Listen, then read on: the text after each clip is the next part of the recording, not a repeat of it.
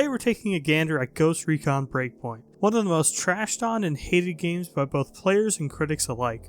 Microtransactions this, bad progression that. It feels like a Phantom Pain wannabe and is shafted just about every time it comes up. But is it actually as bad as everyone says it is? Many consider Breakpoint as the epitome of everything wrong with modern gaming. It's a below average, lifeless game, full to the brim with shitty microtransactions that are not so subtly aimed at the young and impatient among us. Surely though, there are some good things about it. If you feel the slightest defense of this game's existence is a travesty, then you're probably going to want to leave this video immediately. But for those with some morbid curiosity, as well as those who have actually played the game and want to hear my thoughts on it, sit back, relax, and let's dissect Ghost Recon Breakpoint. Let's first start with things I like about the game. First off, there's the premise. Not the story, that's awful, but the premise of the core gameplay. Ignoring the story, you're a lone soldier in a vast open world with nothing but your weapons and equipment accompanying you. It runs adjacent to the predecessor, Wildlands' idea of always having a squad with you. This alone is an idea that I absolutely love. The idea of one man against all odds, having to overcome a superior and terrifying force. In this case a private military with like robots and shit. The world isn't dense in the slightest, but there are some residential areas which are more packed, but for the most part it's a whole lot of forests and a whole lot of mountain ranges, with random houses and enemy outposts sprinkled throughout it. This was a complaint for some, that the world was simply too vast and took too long to get anywhere, which I personally disagree with. If you literally only do story missions and never get intel about campsites or locations of interest near you to expand your view of the map, sure, you're going to need to fly or drive literally everywhere. But if you divert from the story just a smidge, you'll find a wealth of aforementioned campsites, called Bivuacs in the game, that you are able to fast travel to. These Bivuacs only add another layer to the man against the world type of gameplay here. In the camp, you're able to rest and choose a time for you to wake up a la Far Cry 2. Additionally, you are able to make preparations for yourself. This includes things like being able to fortify yourself against damage by eating, preventing yourself from getting tired easily by hydrating yourself, and getting extra XP from, reading, I think? You can pick only one though, so you'll have to strategize based on where you are and what you'll be doing in the field. Of course, you can't actually get a campsite unless you go there first, right? Well, that's where the intel system comes in. Basically, scattered throughout the world there are pieces of intel. It could be a piece of paper, something on a phone which is just sitting there for some reason, or a person just straight up tells you the intel. This of course is used throughout the story to find out where to go next. But in the field it's mainly used for you to have things like bivouacs, weapon blueprints, and weapon parts appear on your map for you to acquire or fast travel to. The game rewards you heavily for just snooping around a little bit longer, and picking up all the information you can in a satisfying and meaningful way. And what happens when you rock up at a location and need to acquire such weapon blueprints or parts from a house or an outpost? You'll need to infiltrate it, of course. You can use binoculars, naturally, but here Breakpoint makes great use of a small drone. It's just like the one Casey Neistat uses, except it can shoot people. It allows you to snoop around an outpost and garner information and lay out a plan vicariously through it. It's not a super deep system, but it's a clever alternative to the usual get to a vantage point and whip out the binoculars type of gameplay. Now we're getting to the gameplay here, walking around and shooting and shit. After all your prepping, you can waltz right in there and start murdering people to death if you so choose, but it's often a much better idea to just stealth it out. Stealth in this game is a good mix of the Phantom Pain and Far Cry.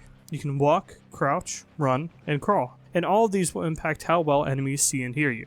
I mean, duh. The walking and crouching animations got some flack for looking like your character is about to take the most massive shit within legal limits, but I found that despite looking a little goofy, it wasn't all that distracting. But I digress. The stealth system is pretty decent, however I have to say that the auto cover where you crouch and automatically cling to a wall is way too strong. The indicator system is also pretty much exactly like it is in Far Cry. A directional shape that fills as an enemy gets a better and better look at you, accompanied by an ominous sound. So the stealth isn't the best I've ever played, but it was fun nonetheless. And if things go tits up and you have to get to killing, the combat is pretty standard as well. The cover system, while clinging as cat hair, does work well while in combat. Enemies do die in one hit to the head though, so other than when you're fighting emplacements or vehicles, it tends to be extremely easy if you're patient. Even when fighting vehicles or emplacements though, you can just whip out a strong sniper rifle and stick behind cover. A strong sniper rifle with a high penetration rating can kill a chopper in only 3 to 4 hits, making that easy as well. If you do end up taking some damage though, there is a neat injury system here. Basically, taking too many hits or taking a big hit can result in an injury. It can be a minor injury or a critical injury. Minor injuries can be treated by just using one of the game's health stims, and will only slightly affect your movement speed, but critical injuries require you to take time and bandage the injury with an animation which feels like it takes an eternity,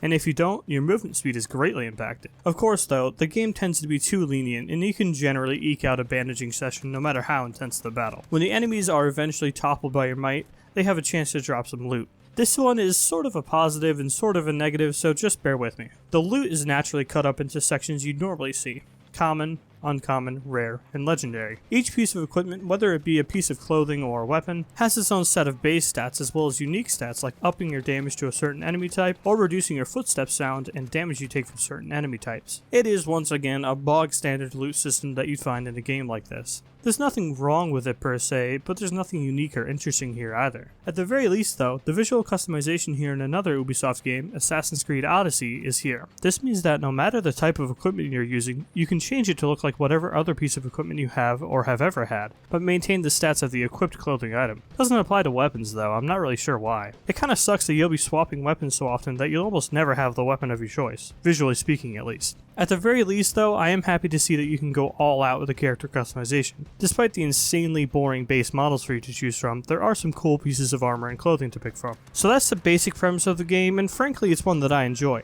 It's nowhere near good enough for me to give a proper recommendation on just the core gameplay alone though. But despite the wealth of problems, which I'll get to in a moment, if that premise is cool to you, it might be enough to put it on your radar, solely because you don't have to go through the awful story. And about the story, let's just get into what I dislike about this game. The story here is so bad it sucks. I mean, this is bad. Like, really, really bad. I'm guessing you guys don't give a shit about spoilers, but just in case, spoilers from here on out. So basically the aforementioned private military is a generic ass one called Sentinel, and the Wolves unit that all the game's art is based on is led by Nomad's former war buddy Cole Walker, who inhales after literally every sentence and is overacted to shit. And Nomad is a guy or gal you play as, and if I had to put Nomads into words, it's Of course, the Nomad and Walker story is more of a side issue, but the main plot is no better. It can be summed up in one sentence. Rich guy make UI. People think AI too smart and want to kill rich guy, go save rich guy. It's not even like I hate Walker or Jay Skell, the rich guy in question, or any of the other characters for that matter. It's just an overdone story in the digital age, and brings nothing new to the table. As I mentioned before, the private military that now inhabits the island of Skell's company is simply the most generic group of bad dudes I've seen in the past 5 years of gaming. The robotic turret emplacements and tank drones are a nice mix-up, but are once again nothing new. The Wolves unit, which I'm sure you've seen splattered all over the ads for this game and mistook as the Ghosts, do fare somewhat better. They are just generic dudes in super sick outfits, but sometimes that's all you need for a cool enemy type. But how well detailed are those outfits, and for that matter, the world as a whole? Well, it does have to be said that on the PC platform, at least on high settings, the lighting does look rock solid. Other than lighting though, Breakpoint falls wildly flat. There is some neat terrain deformation, and splatting your character with mud or snow, whether it be God's decision or yours, does look good. But you still find constant patches of just abhorrently bad texturing, and the detailing on vehicle models here is just awful. Naturally, of course, the character models themselves are just as bad. Truly lifeless faces that look like a toddler put beige paper mache over a pumpkin and slapped it on a decapitated corpse. And on PS4 and Xbox, this game just looks like shit. It loses a lot of the lighting luster that you find on PC, and the whole experience just feels completely devoid of life during the daytime. As for audio, it's just okay in terms of sound design. Voice work ranges from why are you even here to decent, and the soundtrack has a few nice cuts. The missions themselves are a whole bunch of schlock though. It's just those generic side missions from other games, just with someone's name attached after the words like save blank, find blank, kill blank. It's handholdy, it's thoughtless, it's just awful. It was actually pretty funny completing the game and going on to do some side quests, and legit getting deja vu at times. And if we're going to talk about completing the game, we have to talk about the boss fight with Walker. It's one of those moments in a game where you literally can't describe it without swearing. Walker's stupid fucking wolf soldiers just bum rush you and all of a sudden start taking out entire life bars with one hit. And if Walker himself hits you with his fucking revolver, good luck. Sucks monkey fuck.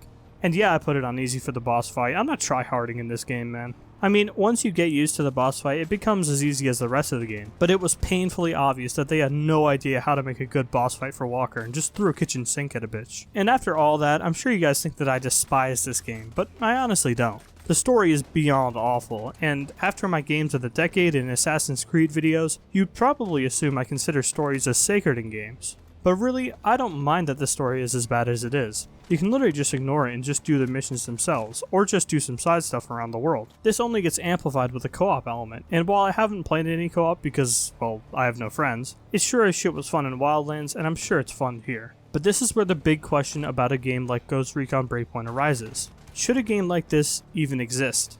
A game with a bland story, numerous mechanics and ideas ripped from other games and poorly executed with no unique features of its own, and at full price to boot. I have around 20 hours and I have to say it wasn't all bad. In fact, at some points I'd even call it fun. But there's no way you can call this a $60 experience in this day and age. You can have way more fun exploring tons of other game worlds, only have a richer story experience, better visuals, better gameplay, and a more unique feel. Ghost Recon Breakpoint on paper is disgusting. It's an extremely generic and derivative game filled to the brim with microtransactions and shipped out before it was complete for a full $60. Folks claim that the microtransactions are abhorrent in this game, some of the worst they've ever seen. In practice though, Breakpoint is something a lot less interesting.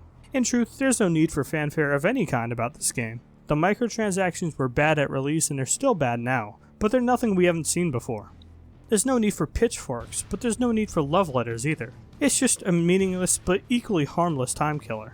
So, is Ghost Recon Breakpoint that bad? No. It's not nearly as bad as the negativity hype beast would have you believe, but it's certainly not a good game either. It's a bargain binner, that's for sure. Well, what do you think about Ghost Recon Breakpoint? If you haven't played it, have I swayed your opinion? And if you have played it, would you agree or disagree with me? Let me know in the comments. Thank you for watching.